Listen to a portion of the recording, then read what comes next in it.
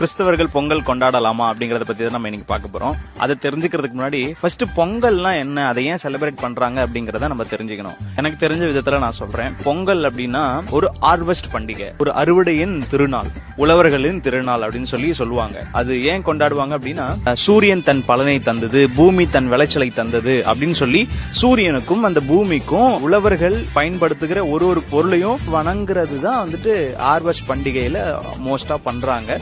அது மோஸ்டா தமிழர்களின் திருநாள் அப்படின்னு சொல்றாங்க.